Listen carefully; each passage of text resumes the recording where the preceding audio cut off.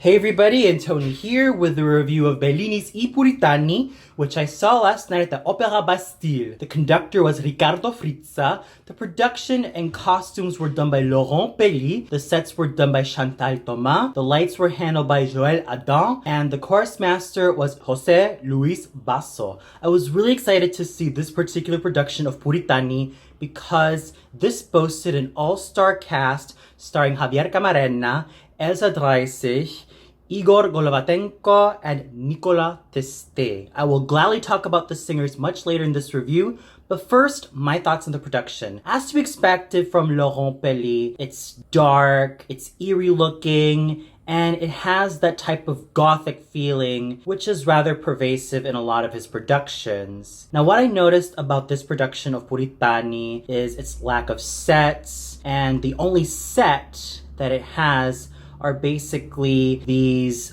bar-like structures of castles and churches. And what I noticed about this particular production of Puritani is that Elvira, as we see her in the opening, she is the one who starts the show with no singing at all, as if to say that this is a young girl who is on the verge of becoming a woman, but she's also faced with a lot of anxieties and a lot of stress because of the age that she's currently in, being in her late teens and all of that, and being married to Arturo, even though she was originally promised to Ricardo. So there is this overall gothic feeling that I noticed from this particular production of Puritani. And what I would have loved to see from this production were a lot more sceneries, like trees, castles, mountains, something that could at least remind me of a green and pleasant England, so to say. And as I was watching this production, I thought to myself, this is not Lucia de Lammermoor, this is Puritani, in which I would have loved to see a lot more elaborate sets. But given Laurent Pelli's production, it does give me an idea of what is going on in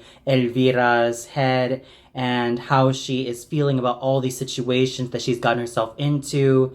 And what I also noticed about the ending is that Elvira faints, and the ending is not really your traditional happy ending in which Arturo and Elvira are happily reconciled after all the misunderstandings have been cleared up. No. She ends up fainting after suffering some type of convulsion. So the ending is rather ambiguous, even though I could assume that on a negative side, she probably has died because of her said condition, or she just ended up passing out because of all the crazy emotions that has permeated within her. But I really have to say that the costumes look absolutely elegant, not only on all the singers, but also on the chorus members. Speaking of the costumes, even though all the characters seem to wear black or gray or something that's very ashy, the only characters to wear another color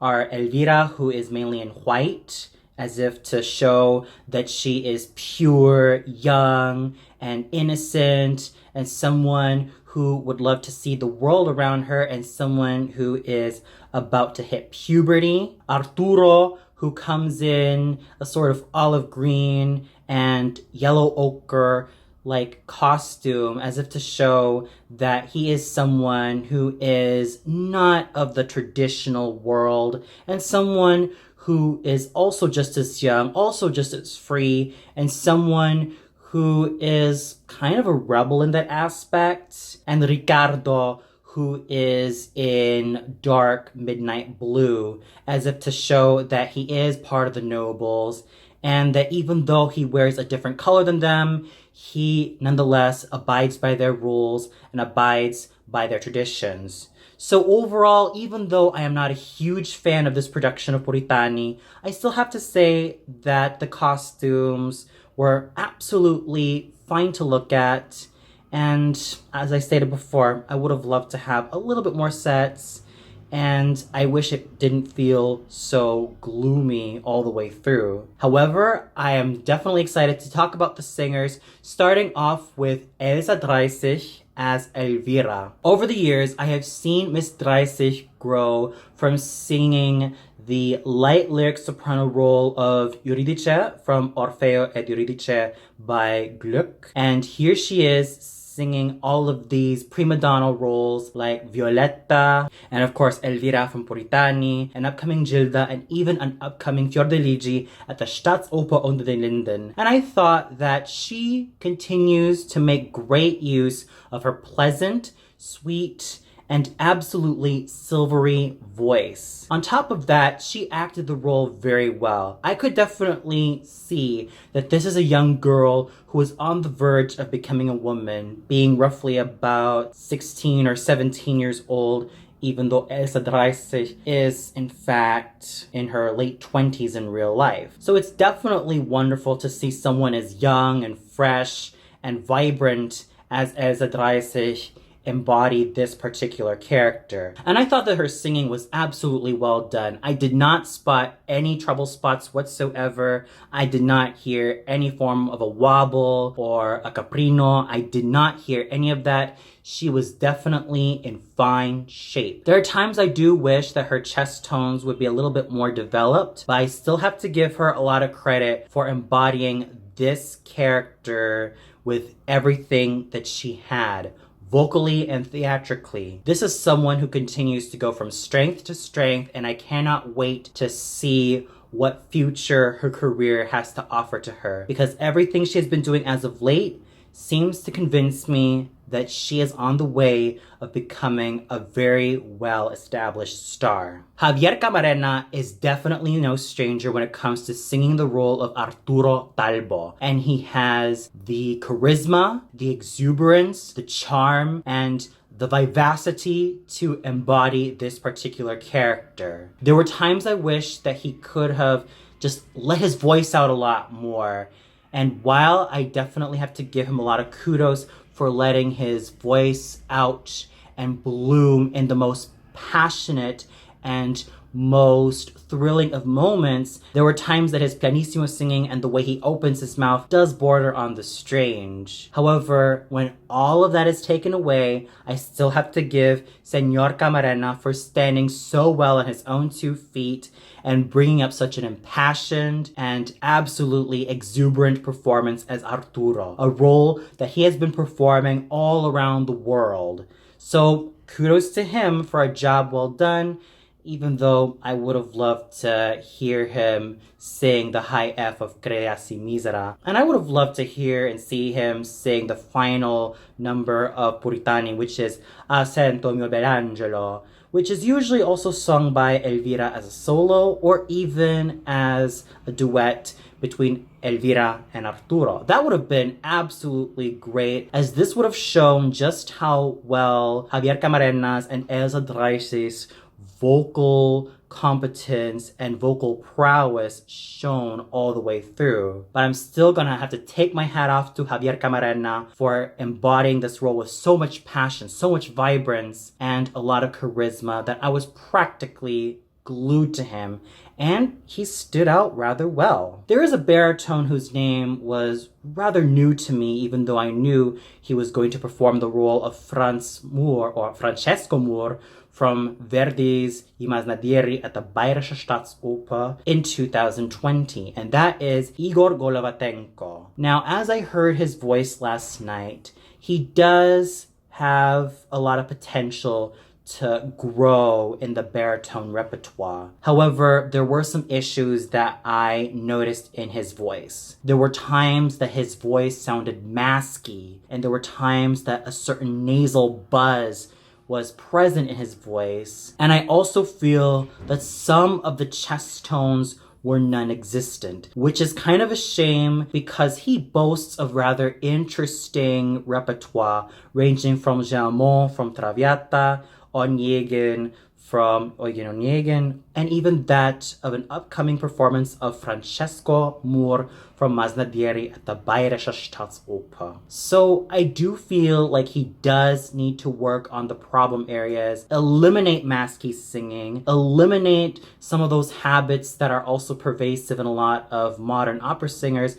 and keep on developing those chest tones. Because with those chest tones, if he keeps developing them, he will definitely rise above as a very fine baritone. As he was decent in his portrayal, even though his vocal performance was marred by a few problem spots. Luc Bertin-Hugault was a fine Gualtiero Valton, and I do see a lot of potential in his voice, and he has a fine quality to it. It has the potential to become rounder and richer, even though I do enjoy his stage presence as Gualtiero Valton. I'm pretty sure that once he develops his chest tones, once he develops his core in his voice, and once everything is well developed, bells, whistles, and all, he can definitely be a much more wonderful basso. As he does have potential, even though I'm not really a huge fan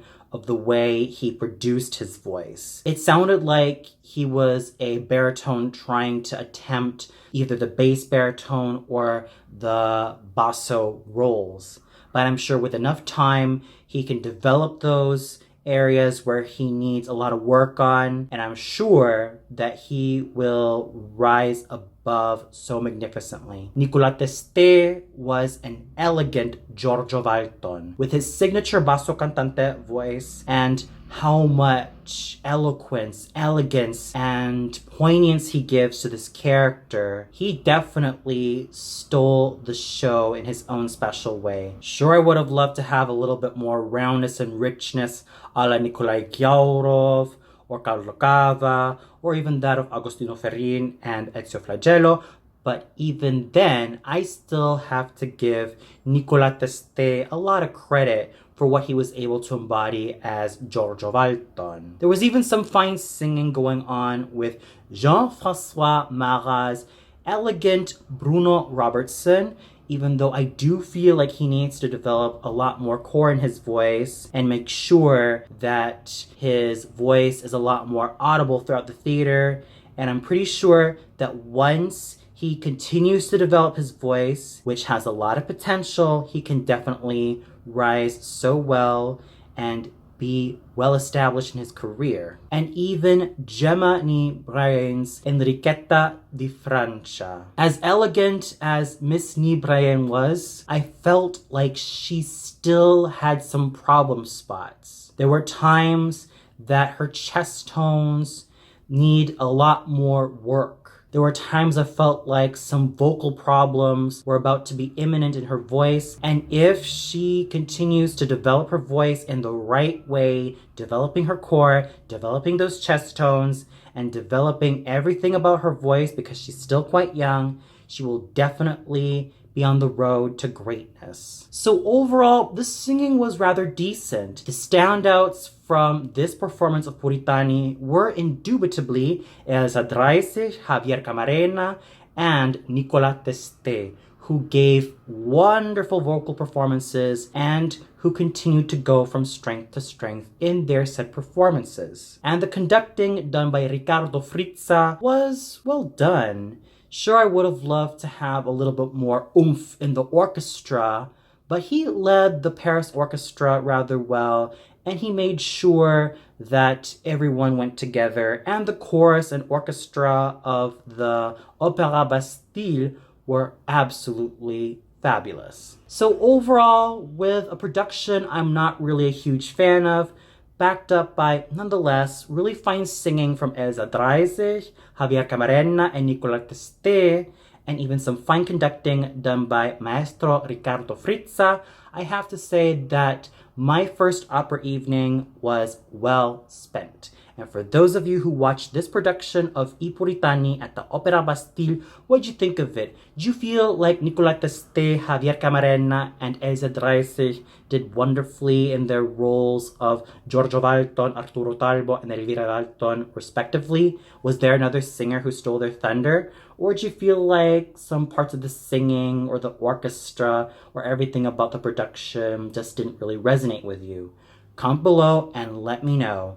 Well, that's all for now. Be sure to tune in tomorrow for my review of Verdi's La Traviata at the Palais Garnier. So until then, have a great day, everybody.